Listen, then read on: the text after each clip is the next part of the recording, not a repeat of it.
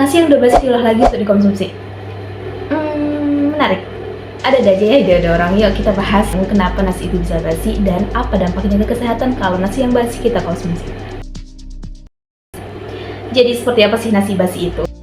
Nasi basi adalah nasi yang telah mengalami pembusukan yang mudah terjadi perubahan fisik dan perubahan kimia yang ditandai dengan warna, tekstur, dan aroma dari nasi tersebut yang mudah berubah. Mungkin kita sering membiarkan nasi itu berada di suhu ruang, misal kita angkat dari rice cooker terus dibiarkan di suhu ruang tanpa ditutup. Itu teman-teman akan mengakibatkan yang namanya pencemaran bakteri. Ketika nasi itu kita biarkan terlalu lama di suhu ruang, maka nasi tersebut akan mengalami perubahan dan lama-kelamaan akan mengalami pembusukan. Pembusukan ini terjadi karena ada peran dari bakteri, pencemaran bakteri dan bakteri Bacillus cereus. Bacillus cereus ini adalah bakteri yang dapat meracuni makanan, terutama buat makanan yang mengandung zat tepung seperti nasi, mie, spaghetti, atau roti. Bacillus cereus adalah salah satu patogen yang dapat mengontaminasi makanan dan menyebabkan kerusakan pangan. Menurut jurnal yang aku baca, salah satu ciri dari bakteri Bacillus ini adalah sporanya tahan terhadap panas.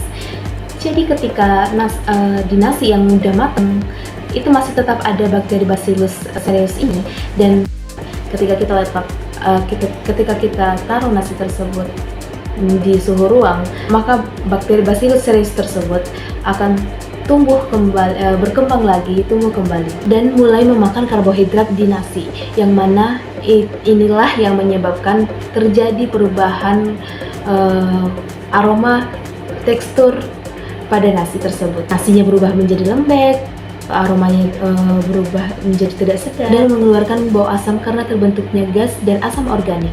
Nah, kita sudah bahas mengenai mengapa nasi tersebut bisa mengalami pembusukan, yaitu karena adanya bakteri patogen di dalamnya, yaitu bakteri Bacillus cereus tadi. Jadi pada nasi sudah mengalami pembusukan, ketika kita konsumsi kembali, kita akan merasakan atau melihat tanda gejala yang diakibatkan oleh mikroorganisme tersebut, seperti kita akan merasakan mual, muntah, ataupun diare. Jadi gimana cara ataupun tips untuk mencegah kontaminasi dari bakteri tersebut? Cara mencegah kontaminasi dari mikroorganisme tersebut, yang pertama, jangan menyimpan nasi terlalu lama di suhu ruang. Yang kedua, tutup wadahnya dengan rapat. Yang ketiga, ketika nasi tersebut tidak habis kita konsumsi, kita bisa masukkan ke dalam kulkas dalam keadaan yang dingin. Sekian dari saya, terima kasih.